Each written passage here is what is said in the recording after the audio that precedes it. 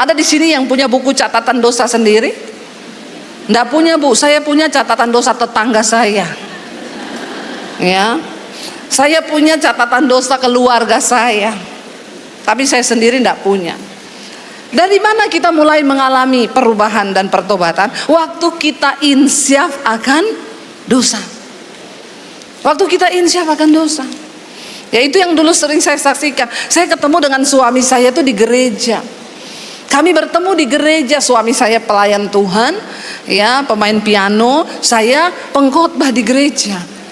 Saya pikir kalau kami ketemu di gereja, nanti kalau bertengkar, ya, ngomongnya haleluya kau.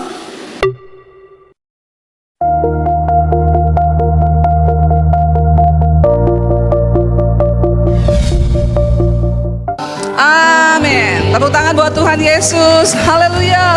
Semangat. Panas ya, silahkan duduk. Haleluya. Walaupun panas tapi tetap bersemangat. Saya tidak mau kalah dengan Bapak Pendeta tadi. Bapak siapa tadi? Saya mau berpantun juga, Pak. Ya, tolong dengarkan pantun saya. Tolong tenang semuanya. Ya. Dengar ya, cocok atau tidak cocok, pokoknya cocok. Hujan lebat pasti berlalu. Wanita SIB hebat konferensi di Kinabalu. Saat hujan pasti ada awan tebal. Muliakan Tuhan dari lokal ke global. Haleluya ya. Hanya itu yang saya bisa ya. Tuhan memberkati. Baik, tema hari ini apa Bapak Ibu-ibu? Ini aku utuslah dia. Oh, ini aku utuslah. Oh, bukan utus dia ya. Karena banyak orang bilang ini aku Tuhan, utuslah dia. Ya, ini aku utuslah aku. Sudah banyak sekali kemarin firman Tuhan yang disampaikan. Dari saya, dari hambanya juga Ibu Susan. Saya percaya kita sudah mendapat banyak hal. Tetapi semua itu hanya akan menjadi teori dan kata-kata belaka kalau kita tidak mau melakukan. Ya. Jadi jangan hanya menjadi pendengar firman saja, tapi kita mau menjadi pelaku firman. Karena orang yang hanya mendengar firman dan tidak melakukannya, Alkitab berkata apa? Orang yang hanya mendengar firman tapi tidak melakukannya, dia seumpama seorang yang mengamat-amati mukanya di depan cermin, lalu dia lupa, dia pergi dan dia lupa bagaimana rupanya, bagaimana wajahnya. Saya mau tanya di sini, ada enggak yang lupa dengan wajahnya? Ada yang lupa dengan wajahnya? Ya, ada. Kadang-kadang kayak gini, waktu bercermin, saya kayak Musdalifah. Ya, saya kayak siapa? Ya, artis di Malaysia, Siti. Lihat mukanya terus, aku kayak Siti. Kalau itu bukan lupa mukanya, kalau itu lupa diri. Alias sakit. Alkitab berkata, orang yang mendengarkan firman itu seperti orang yang melihat di cermin mukanya, tapi dia pergi lalu dia lupa bagaimana wajahnya. Saya ingat bagaimana wajah saya. Ya, di sini ada tai lalatnya, di pipi kanan ada lesung pipinya. Kenapa saya ingat? Karena setiap hari saya bercermin. Firman Tuhan itu menjadi cermin bagi kita, sehingga kita bisa tahu apa kelebihan kita, apa kekurangan kita. Ya, kita kalau pakai lipstik, ibu-ibu berdandan pakai cermin enggak? Karena kalau tidak pakai cermin bikin alis satu naik di sini. Ya kan? Ya, bikin alis satu di sini. Satu lurus, satu bengkok. Pakai lipstik sudah di sini, sini. Berani nggak kita berdandan tanpa cermin? Setiap hari kita membutuhkan Ada ibu-ibu yang tidak bercermin hari ini? Angkat tangan boleh? Nggak ada. Jadi cermin itu merupakan kebutuhan pokok juga bagi manusia. Seperti halnya makan, kita setiap hari pasti bercermin supaya kita bisa melihat kekurangan kita itu apa. Ya, muka kita nih yang kurang apa? Firman Tuhan, Alkitab itu adalah cermin. Untuk kita bisa melihat hidup kita ini sudah baik atau tidak. Apakah kita bisa menjadi berkat atau tidak.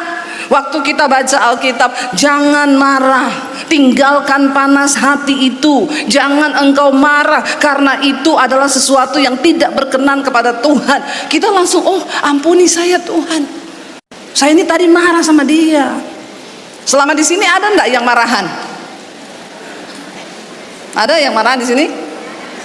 Enggak ada ya? Enggak ada yang mengaku.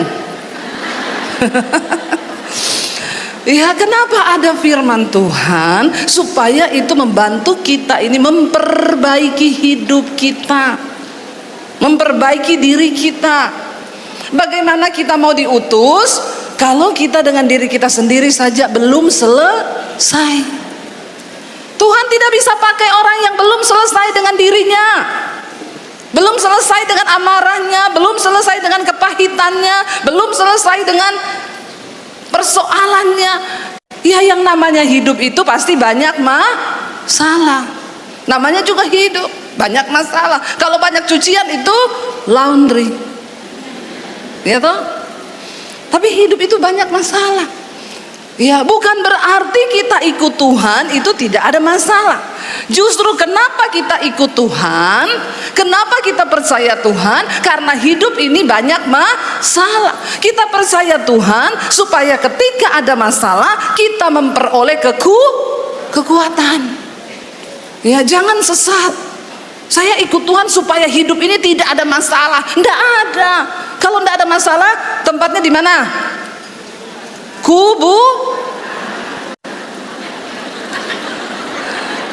Yang tidak ada masalah itu tempatnya di kuburan, alias RIP, RIP.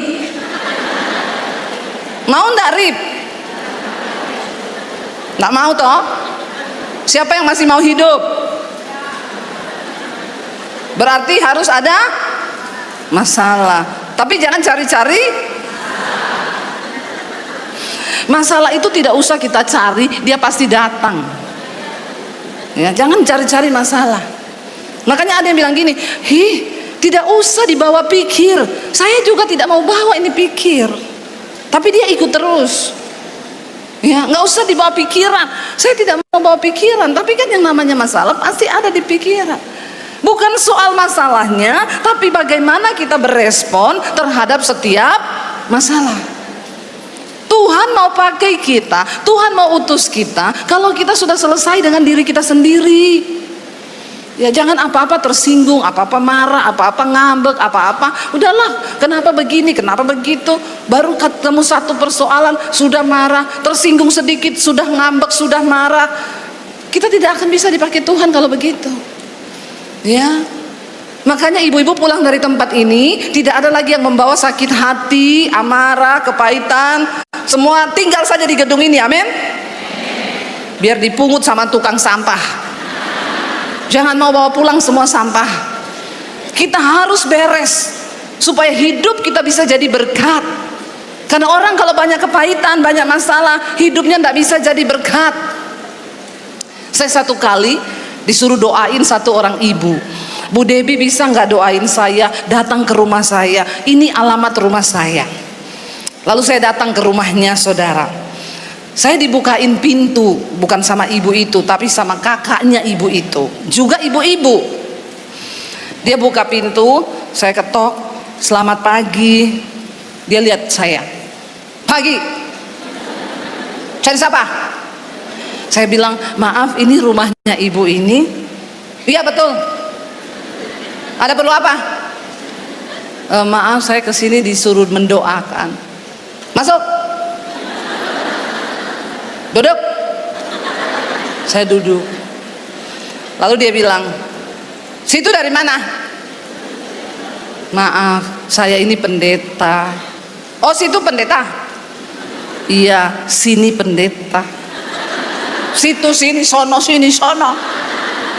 Lalu dia bilang, kalau situ pendeta, berarti situ bisa dong meramal saya, membaca saya. Saya juga bingung, saya disuruh baca dia. Saya bilang dalam hati saya, ya kalau ada tulisannya saya bisa baca. Kan masalahnya tidak ada tulisan. Tapi gampang membaca orang seperti itu. Alkitab bilang apa? Hati itu mencerminkan wajah. Kalau hatinya pahit, mukanya juga. Kalau hatinya asem, mukanya juga. Kalau hatinya manis, mukanya juga seperti saya. Nggak usah tepuk tangan. Iya kan?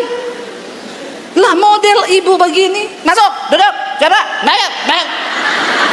Ini kira-kira hatinya penuh apa? Yaitu kayak dogi, mam. Ya toh? Gampang saja saya menebak. Pasti banyak sakit hati, pasti banyak kepahitan, pasti banyak kekecewaan.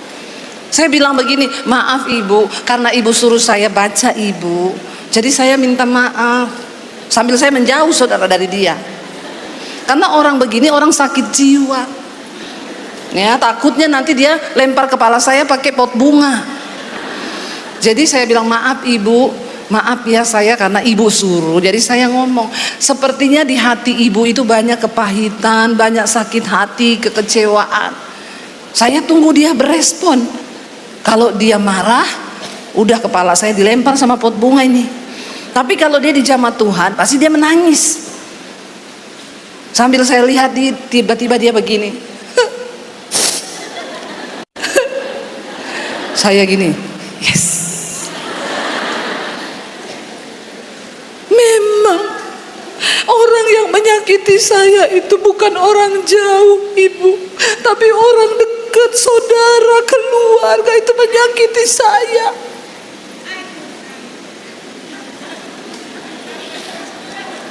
Ada itu yang benar bilang begitu, iya saya itu. Terus saya bilang, ibu, tapi Tuhan mengasihi ibu, jadi ibu ndak usah simpan sakit hati itu. Dia sudah nangis saudara. Lalu saya perangkul dia, saya peluk dia, lalu saya doakan dia. Lalu saya bilang, iya ibu, tapi Tuhan mengasihi ibu, ibu lepaskan pengampunan. Iya. Saya rangkul, saya doakan dalam nama Tuhan Yesus. Malah dia jadi pasien pertama saya, bukan kakaknya. Saya bilang dalam nama Yesus Tuhan jamah. Dia nangis saudara, dia nangis. Dia mengalami kelepasan, dia mengalami pemulihan. Begitu selesai saya doakan, dia rasa plong, hatinya terlepas, bebannya terlepas. Lalu dia tersenyum, lalu dia bilang begini sama saya, terima kasih ibu. Lalu saya balas, nah. Kenapa saya yang jadi dogi? Lalu dia tersenyum. Tadinya mau apa? Cari siapa? Mana? Duduk. Tiba-tiba habis didoakan, langsung terima kasih ibu. Ibu mau minum apa? Karena dia sudah dijamah Tuhan, dia tanya sambil senyum. Saya berani jawab, mau ada kopi? Tapi kalau dia tanyanya tadi sebelum dijamah Tuhan, minum apa? Jangan dijawab, bilang saja sudah kenyang. Kalau saudara minta kopi, dia keluarin kopi, dikasih sianida, mati kau. Kenapa ada orang bikin kopi dikasih racun sianida? Karena dia bikin kopi dengan hati yang pahit, dengan hati yang terluka, dengan hati yang kecewa. Kebencian itu seperti racun yang mematikan. Dan orang yang terluka cenderung mau melukai. Kita tidak mungkin dipakai Tuhan, apalagi diutus Tuhan, kalau kita belum selesai dengan diri kita sendiri. Jadi itu ibu langsung, mau minum apa? Kopi boleh. Oh iya, maaf ibu, namanya siapa? Pret. Padahal tadi dia bilang apa? Situ dari mana? Situ siapa? Jadi dia tanya, nama ibu siapa? Saya jawab, situ. Malah jadi saya yang kepahitan. Bertobat. Ya ibu-ibu, tidak mungkin dari lokal ke global. Itu pret. Kalau diri kita sendiri tidak mau menjadi pelaku firman Tuhan. Kita sudah 3 hari ini dibekali dari Ibu Susan, dari saya, dari banyak hamba Tuhan. Tapi kalau itu hanya sekedar menjadi koleksi bagi kita, maka semua akan menjadi percuma. Karena perubahan hidup pertama terjadi itu dari dalam diri sendiri dulu. Waktu kita berkata, yes Tuhan, aku mau menjadi pelaku firman Tuhan, barulah hidup kita ini bisa berubah. Baru kau bisa bilang, ini aku, utuslah aku. Karena kalau tidak ya begitu, ini aku, utus dia. Karena kita gak bisa dipakai Tuhan kalau kita belum selesai dengan diri sendiri. Kisah Rasul pasal yang pertama ayat yang ke-8, sebelum Tuhan Yesus naik ke surga, dia berkata kepada murid-muridnya, jangan kamu pergi sebelum aku mencurahkan Roh Kudusku. Tunggu sampai Roh Kudus itu turun, baru engkau pergi beritakan Injil itu. Kenapa saudara? Karena tanpa Roh Kudus kita ini tidak kuat. Tanpa Roh Kudus kita tidak mampu. Ketika Petrus pada waktu belum dipenuhi Roh Kudus, dia bersama-sama dengan Yesus setiap hari mendengarkan pengajaran Yesus. Bahkan Petrus adalah salah satu murid yang berjalan di atas air bersama dengan Tuhan Yesus. Dia pernah melihat keajaiban yang begitu wow, melawan gravitasi bumi, berjalan di atas air. Tapi ketika Yesus bilang, aku akan diserahkan ke tangan orang berdosa dan aku akan dibunuh, Petrus bilang, siapa yang berani melakukan itu? Langkahi dulu mayatku. Lalu malaikat mendengar dan bilang, Bret. Dengan sombongnya Petrus berkata, aku yang akan menolong kau Tuhan kalau ada orang berani macam-macam. Tapi ketika Yesus ditangkap, Yesus dibawa ke rumah Imam Kayafas, akan dihakimi. Dan orang bertanya pada Petrus, kamu kan salah satu muridnya. Bukan, aku tidak kenal dia. Kamu ikut-ikut bersama dia, mendengarkan pengajarannya dia. Kamu salah satu dari mereka. Bukan. Oh, kamu kok yang sama dia. Bukan, saya tidak mengenal. Dan ketika Petrus menyangkal Yesus 3 kali, maka ayam berkokok. Dan Petrus sudah menyangkal Yesus sebanyak 3 kali. Tapi ketika Petrus menanti pencurahan Roh Kudus, saudara, lalu Roh Kudus turun ke atas mereka di hari Pentakosta. Dan apa yang terjadi?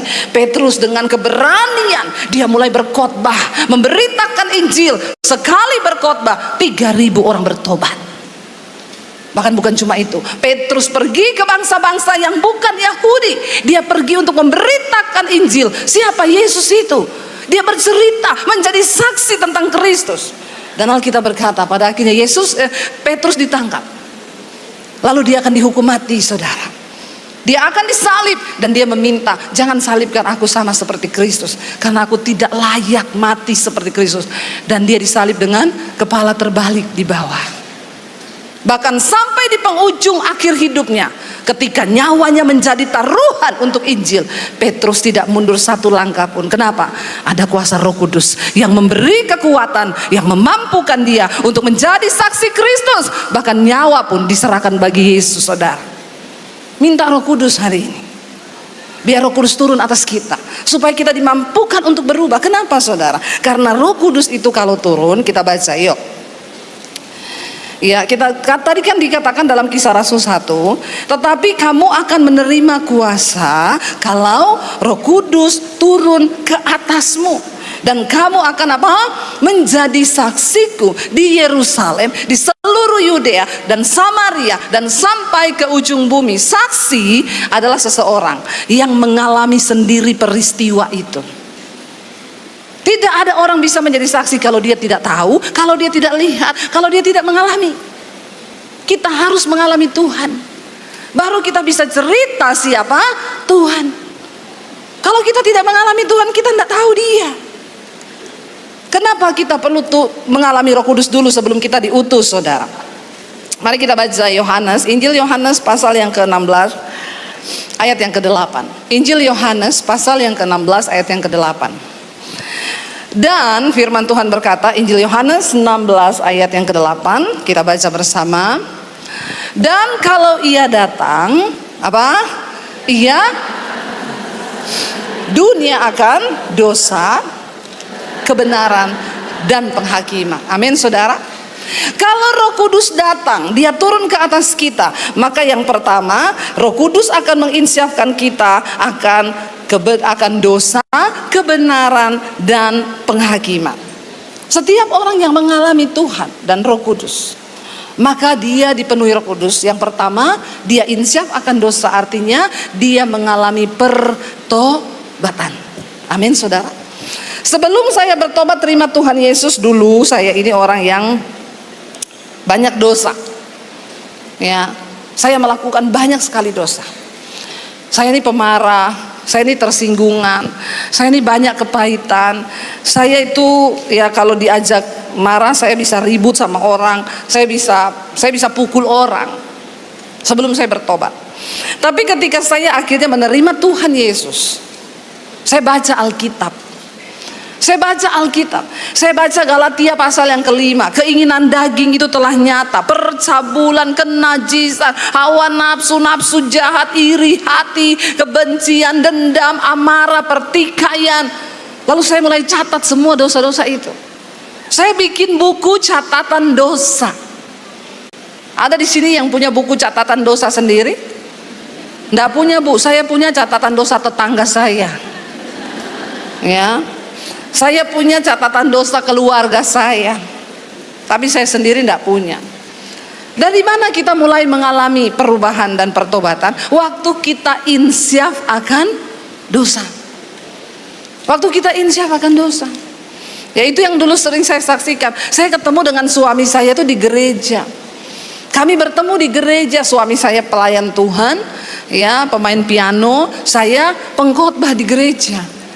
Saya pikir kalau kami ketemu di gereja, nanti kalau bertengkar, ya ngomongnya haleluya kau, puji Tuhan, ya. Ternyata tidak. Waktu kami menikah, saya belum sembuh dengan diri saya sendiri, walaupun saya sudah pengkhotbah. Ternyata saya masih banyak kepahitan, akar pahit, kebencian, dendam. Saya punya banyak dosa itu. Dan belum selesai. Lalu kami menikah. Suami saya berharap dia dapat istri pelayan hamba Tuhan pasti luar biasa. Tapi ternyata setelah menikah tidak seperti yang dia harapkan. Ya, ribut terus kami karena saya masih banyak kepahitan. Sampai akhirnya saya tuh kalau berantem, saudara, saya marah. Ya, saya banting barang, piring pecah. Saya pukul anak saya. Saya tampar muka saya benturkan kepala saya ke tembok. Saya sakit jiwa dulu. Tapi sudah pelayanan di gereja. Tapi saya belum sungguh-sungguh dipenuhi sama Roh Kudus. Maaf, orang yang dipenuhi Roh Kudus itu bukan soal dia berbahasa rohnya kenceng sampai ke atas. Kalau engkau tidak berubah, hidupmu tidak bertobat, dan tidak ada buah roh dalam hidupmu, maka itu omong kosong. Rasul Paulus bilang, sekalipun kau bisa berbahasa malaikat, tapi kalau tidak ada buah roh, nggak ada pertobatan dalam dirimu, itu semua percuma. Perubahan hidup terjadi waktu kita dipenuhi Roh Kudus, kita berubah. Ketika saya menyerahkan hidup, dipulihkan Tuhan, saya buang semua kepahitan, luka batin dari kecil. Saya dipukulin papi saya kepahitan, lalu saya disembuhkan oleh Tuhan. Saya tidak pernah lagi ribut dengan suami, tidak pernah lagi berantem hebat, pukul anak saya, banting piring pecah, tidak pernah terjadi. Karena Roh Kudus memulihkan. Setelah itu baru Tuhan mulai angkat hidup saya. Baru Tuhan bisa pakai saya untuk menjadi berkat. Kita tidak akan pernah bisa dipakai Tuhan kalau kita belum selesai dengan diri kita sendiri. Lalu saya bertemu, saudara, dengan seorang Ada jemaat Misbah Doa saya di YouTube, ya. Di YouTube channel saya itu setiap hari ada 2 kali live, ya, pagi dan malam. Siapa jemaat Misbah Doa di YouTube saya di sini Karangan? Tepuk tangan banyak sekali, puji Tuhan, ya. Lalu dia cerita, dia bilang begini, Bu, saya ini dulu tidak mengerti bagaimana melayani Tuhan. Bagaimana Alkitab bilang, ini aku utuslah. Apakah saya harus pergi untuk beritakan Injil seperti Ibu Debbie? Saya bilang tidak semua orang harus menjadi seperti saya dan seperti Ibu Susan. Nanti kalau di sini semua jadi seperti saya dan Ibu Susan, kita sudah tidak diundang lagi tahun depan. Karena sudah banyak pengkhotbah. Ya, kalau memang saudara memang dipakai Tuhan di bidang itu, silakan, luar biasa. Tapi kan tidak semua orang. Lalu ada seorang ibu dokter. Dia bilang begini kepada saya, Bu, sejak saya mendengarkan khotbah-khotbah Ibu, YouTube Ibu, saya ikut Misbah Doa Ibu, saya tahu panggilan saya, pelayanan saya. Saya ini seorang dokter. Dulu kalau ada pasien datang mengeluh, dia tidak bisa tidur, dia stres, saya langsung kasih dia obat. Tapi sekarang tidak. Kalau ada pasien datang dan ngomong dia stres, dia tidak bisa tidur, saya bertanya dulu, kamu mau saya doakan? Kamu perlu Tuhan. Lalu dia berdoa buat pasiennya. Ya. Dan pasiennya bilang, saya mau lebih dalam bertumbuh dalam Tuhan. Dia kasih channel YouTube saya, kamu dengar ini setiap malam. Ya, dan banyak dari pasiennya sekarang yang akhirnya disembuhkan, bahkan mereka mengalami pertumbuhan iman. Ini juga namanya pelayanan, utus aku. Apa pelayanan di depanmu yang engkau perlu untuk menjadi utusan Tuhan? Karena apa bidang pekerjaanmu, itulah pelayananmu. Amin. Ada seorang guru bersaksi kepada saya, dia seorang ibu guru di sekolah. Selama ini dia tidak pernah tahu bahwa pelayanan itu adalah profesi yang Tuhan sudah kasih. Banyak orang berpikir pelayanan di gereja. Oh, kalau saya mau melayani saya harus masuk ke gereja, ikut ini dan itu. Wah, itu pelayanan. Tidak, semua profesi bidang yang saat ini engkau tekuni itu adalah bidang pelayananmu. Tuhan mau pakai kau di situ untuk menjangkau jiwa. Ibu ini guru bercerita kepada saya, Bu Debbie, saya ini tidak pernah tahu kalau selama ini murid-murid itu adalah jiwa yang Tuhan percayakan. Tapi setelah saya mendengar semua firman Tuhan yang ibu sampaikan, saya jadi mengerti. Satu saat ada anak murid di sekolahnya, anak ini nakal sekali. Sampai semua guru itu menyerah dengan anak ini. Bahkan beberapa guru sudah berkata, anak ini harus dikeluarkan dari sekolah. Satu saat anak ini, dia tusuk matanya temannya pakai pensil. Tapi untung tidak kena di biji matanya, kena di sampingnya. Lalu orang tuanya datang ke sekolah marah dan meminta anak ini untuk dikeluarkan. Tetapi guru itu berkata, kasih waktu saya untuk membimbing anak ini. Karena dia mulai diubah cara pandangnya, mindsetnya berubah. Dia tahu bahwa anak murid itu adalah jiwa yang harus diselamatkan. Lalu anak itu dipanggil sama guru ini. Dia tanya begini, bagaimana papa mamamu di rumah? Anak itu bilang, saya tiap hari lihat papa mama saya bertengkar. Papa saya pukul mama saya. Mama saya dihajar tiap hari. Kenapa anak ini cenderung melukai teman-temannya di sekolah? Karena setiap hari dia lihat orang tuanya itu bertengkar. Ibu-ibu ada yang di sini tiap hari bertengkar dengan suami? Jangan angkat tangan. Jangan mencoba mengangkat tangan. Ya, nanti saya cemplungin di sungai sana 3 jam. Ya, bertobat. Bagaimana bisa berkata ini aku utuslah aku? Tiap hari bertengkar dengan suami. Ya, bertobat. Lalu saudara, ibu guru ini berkata, baik kalau begitu. Dia mendoakan anak ini. Lalu akhirnya ibu guru ini coba minta nomor WhatsApp orang tuanya. Lalu dia kirim pesan kepada mamahnya gini, ibu, anakmu hari ini bikin kesalahan di sekolah. Begini-begini. Lalu ibu guru tanya, bagaimana kehidupan rumah tangga ibu di rumah dengan suami? Karena anaknya sudah cerita semua. Anak kecil kan tidak mungkin bohong. Tapi ibu itu bohong. Oh iya bu guru, terima kasih. Kami kehidupan rumah tangganya baik. Baik-baik saja saya dengan suami. Lalu ibu gurunya berkata, "Ibu, sungguh-sungguh berdoa cari Tuhan supaya anak ibu juga tumbuh di dalam kasih Tuhan. Saya siap mendoakan ibu kalau rumah tangga ibu tidak baik-baik saja." "Oh iya, terima kasih ibu guru." Satu malam, ya, ibu guru ini kirim khotbah saya kepada orang tua murid ini, karena kebetulan dia juga orang Kristen. Lalu satu malam, orang tua itu telepon ibu guru, "Saya boleh enggak ketemu ibu? Saya mau konseling." Lalu dia berkata, "Oh boleh ibu." Ditelepon, nangis langsung ibu ini. "Saya itu rumah tangga saya bermasalah, memang." Dan ibu guru itu bilang sama saya, "Ibu Debbie, sekarang dia tiap hari telepon sama saya. Saya juga sudah stres ini, Bu." Saya bilang, "Tidak apa-apa, itu jiwa yang harus ibu layani. Ibu tidak perlu jadi pengkhotbah, tapi ada jiwa yang dikirim." Akhirnya dia terus kirim khotbah saya. "Dengerin aja ibu, nggak usah konseling sama saya. Ibu dengerin aja nih khotbah." Satu saat ibu itu bilang sama gurunya, "Ibu guru, puji Tuhan, sekarang suami saya pun, kami setiap malam ikut mesbah doanya Ibu Debbie Basir." Dan apa yang terjadi? Jangan tepuk tangan dulu, nggak penting. Apa yang terjadi? Dia bilang, dia bersaksi, "Rumah tangga kami dipulihkan Tuhan." Ini baru tepuk tangan.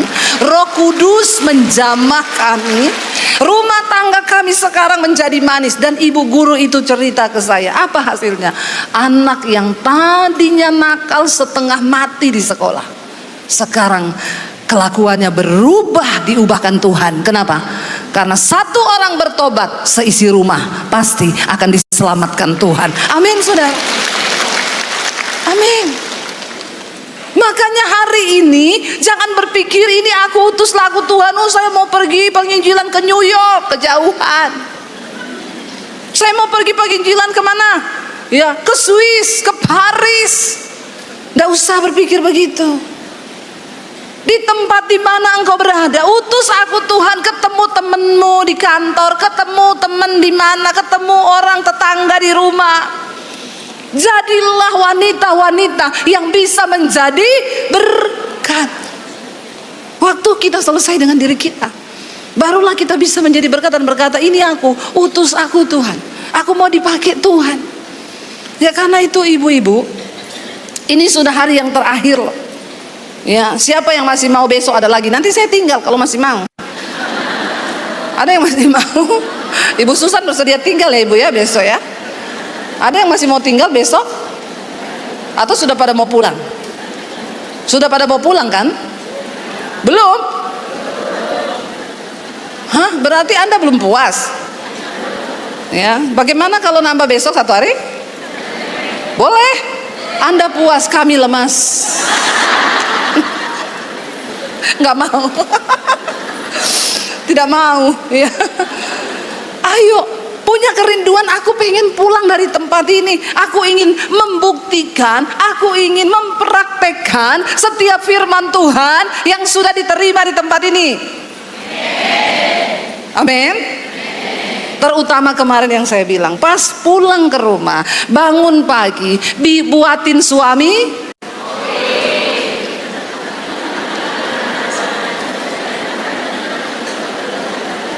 hello. Pulang ke rumah, ketemu suami, jadi seperti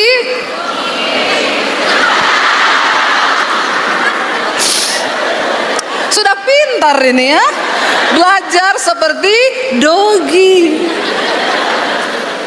Lalu ketemu suami,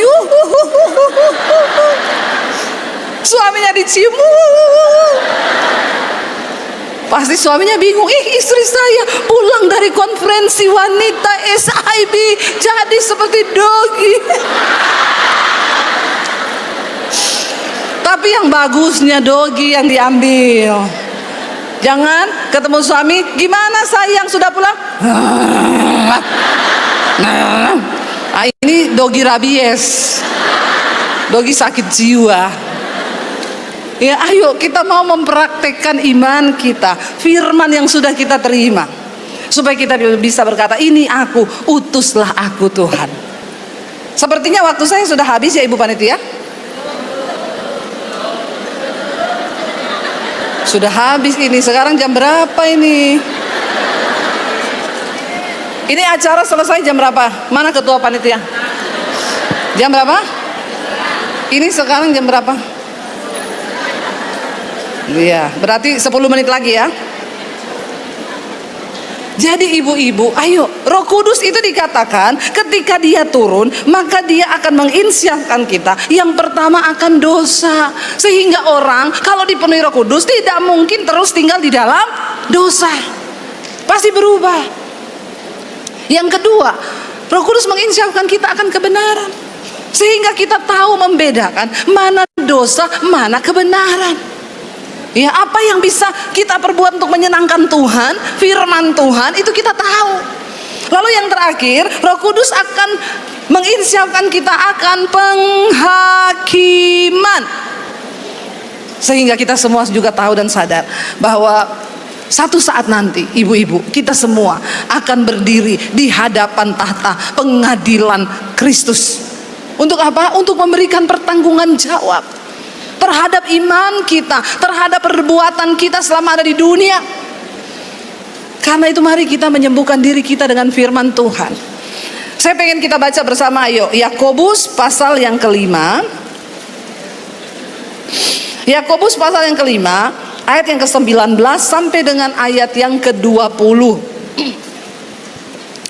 Yakobus 5 ayat 19 sampai ayat 20. Kita baca sama-sama. 1, 2, 3. Saudara-saudara, jika ada di antara kamu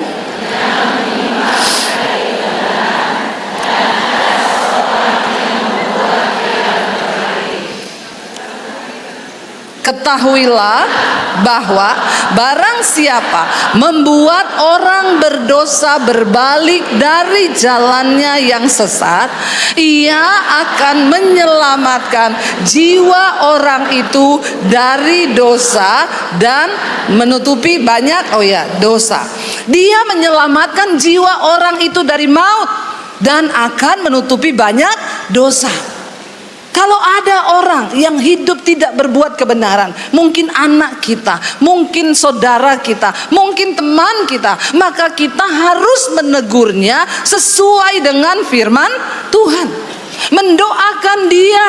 Dan Alkitab berkata, jika ada di antara kamu, entah itu suamimu, anakmu, tetanggamu, saudaramu, temanmu yang menyimpang dari kebenaran, dan kamu membuat dia berbalik, ketahuilah bahwa barang siapa membuat orang berdosa berbalik dari jalan yang sesat, ia akan menyelamatkan jiwa orang itu dari maut dan menutupi banyak dosa.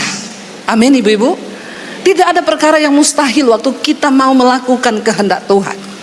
Satu kali saya pelayanan di Amerika, saudara. Lalu ada seorang wanita datang menghampiri saya. Dia bercerita, Ibu Debbie, saya mau berterima kasih. Saya tadinya sudah bercerai karena saya punya anak 2. Suami saya berselingkuh dengan teman di tempat kerjanya. Lalu karena saya jengkel, saya marah, saya tidak bisa terima. Lalu saya menggugat cerai suami saya. Kami bercerai dan berpisah. Ketika bercerai, suami saya akhirnya pergi dengan selingkuhannya. Saya sakit hati, Bu. Lalu saya juga jatuh di dalam dosa persinahan. Saya berselingkuh dengan suami orang di tempat kerja. Jadi setan ketemu setan. Dua-duanya mau melakukan kehendak setan. Sampai akhirnya dia hamil dengan selingkuhannya itu, yang adalah juga suami orang. Waktu hamil dia tidak mau, lalu dia berpikir untuk menggugurkan kandungannya, dan akhirnya dia menggugurkan kandungan itu. Dan mereka terus hidup di dalam dosa. Sampai satu kali dia menemukan khotbah saya di YouTube.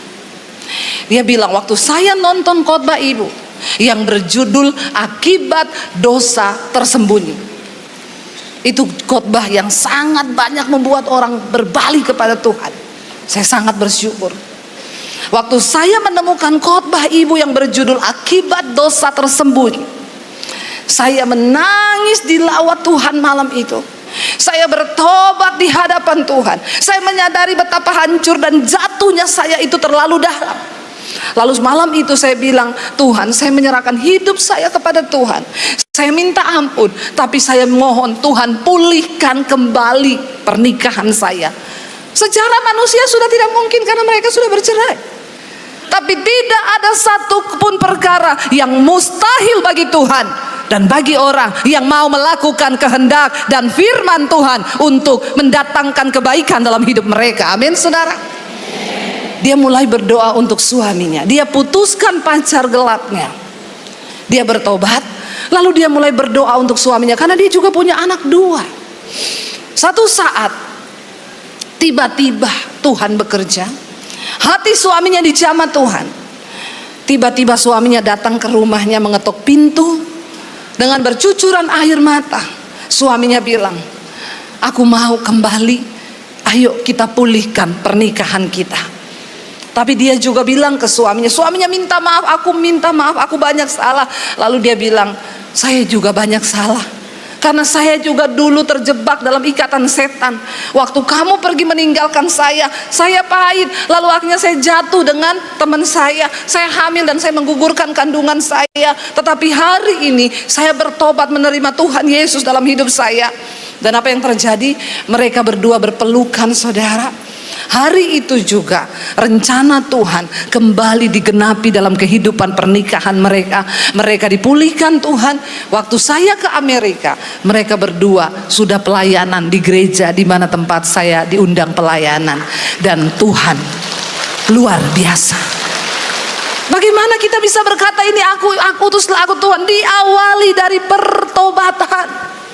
Ketika kita rindu untuk dipulihkan Tuhan, maka tidak ada perkara yang mustahil. Saudara, akhirnya mereka dipulihkan Tuhan dan mereka hidup bersama-sama.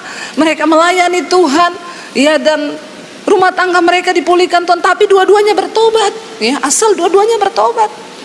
Tidak ada perkara yang mustahil asal kita mau berkata, Tuhan, ini kami, pulihkan hidup kami. Ibu-ibu hari ini, kalau ada kepahitan di hatimu, ada sesuatu yang menjadi ganjalan dalam dirimu, bilang, Tuhan, aku mau pulih. Pakai hidupku untuk aku pulihkan anakku, suamiku, semuanya. Baru kita bisa berkata, ini aku, pakai hidupku Tuhan. Amin, saudara. Ya, mari kita menjadi orang-orang yang sungguh-sungguh. Tidak usah gagal fokus. Ya, mari kita menjadi orang yang sungguh-sungguh mau dipakai Tuhan untuk memulihkan kehidupan rumah tangga, bahkan pernikahan. Siapa yang mau berkata, ini aku Tuhan, utuslah aku. Saya undang para imam musik boleh maju ke depan. Kita mau menyembah Tuhan. Kita mau bilang sama Tuhan, Tuhan pakai hidup kami. Kita bisa dipakai Tuhan dimulai dari kita mau berkata, selidiki hidupku Tuhan. Waktu engkau layak dan engkau bertobat dan engkau dipulihkan Tuhan, maka Tuhan akan mulai mempercayakan jiwa-jiwa datang dalam hidupmu. Jiwa-jiwa dikirim Tuhan untuk engkau bisa melayani bahkan memulihkan mereka. Saya mau kita nyanyi pujian selidiki aku, lihat hatiku. Kita mau bilang di hadapan Tuhan, selidiki kami Tuhan, lihat hidup kami Tuhan, pulihkan kami Tuhan. Bangkit berdiri bersama ibu-ibu. Datang pada Tuhan saat ini. Bawa hidup kita kepada Tuhan. Biar Tuhan selidiki seluruh hidup kita. Mari kita semua tenang dalam hadirat Tuhan.